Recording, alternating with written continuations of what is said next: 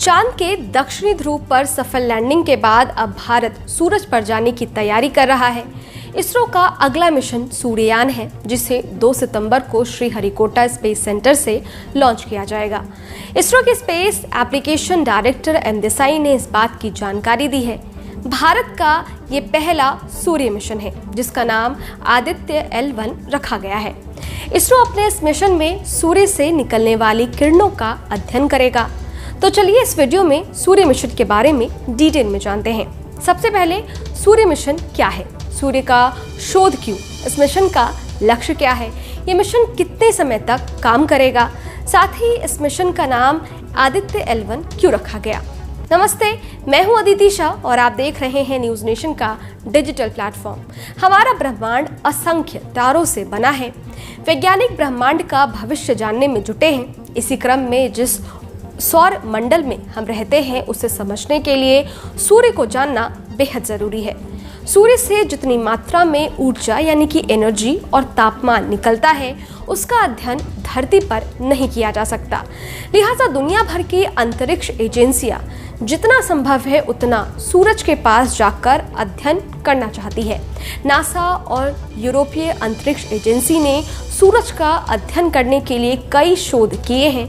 इसरो भी आदित्य L1 के जरिए सूर्य की डिटेल स्टडी करना चाहता है। आदित्य L1 को पृथ्वी से सूर्य की ओर करीब 15 लाख किलोमीटर पर स्थित लैग्रेंज 1 पॉइंट पर पहुंचना है।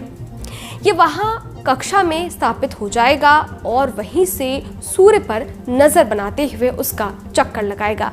अब लैग्रेंज पॉइंट क्या है वो भी समझ लीजिए। लैग्रेंज पॉइंट धरती और सूरज के बीच की वो जगह है जहां से सूर्य को बगैर किसी रुकावट के देखा जा सकता है।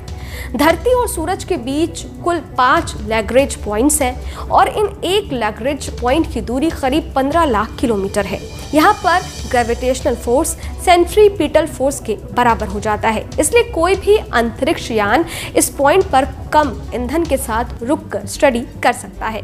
और भारत के सूर्य मिशन आदित्य L1 मिशन को सभी 5 लैग्रेंज पॉइंट को ध्यान में रखते हुए तैयार किया गया है। सूरज तक जाने में कितना दिन लगेगा? चंद्रयान 3 को लॉन्च होने के बाद उसकी सफल लैंडिंग में 40 दिन का समय लगा था। आदित्य L1 को 2 सितंबर को लॉन्च किया जाएगा। इसरो के मुताबिक इसे सूरज की कक्षा में L1 पॉइंट तक पहुंचने में 110 दिन का समय लगेगा। आदित्य L1 को PSLV रॉकेट से लॉन्च किया जाएगा। इस मिशन का लक्ष्य क्या है? आदित्य L1 सूर्य के फोटोस्फेयर यानी कि सूरज का वो हिस्सा जो हमें दिखता है, बाहरी वायुमंडल यानी कि क्रोमोस्फेयर, सूर्य की दिखाई देने वाली सतह, फोटोस्फेयर के ठीक ऊपर, और कोरोना, सूर्य के कुछ हजार किलोमीटर ऊपर की बाहरी परत, इसके चुंबकीय क्षेत्र यानी कि मैग्नेटिक फील्ड, टोपोलॉजी और सौर वायु का अध्ययन करेगा।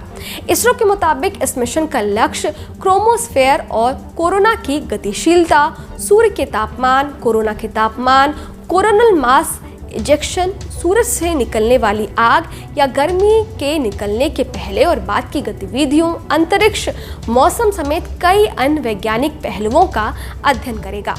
मिशन कितने समय तक काम करेगा? इसरो के मुताबिक आदित्य L1 मिशन करीब 5 साल तक सूरज से निकलने वाली किरणों का अध्ययन करेगा। आदित्य L1 में 7 पेलोड्स लगे हुए हैं जो सूरज से निकलने वाली किरणों का गहन अध्ययन करेंगे।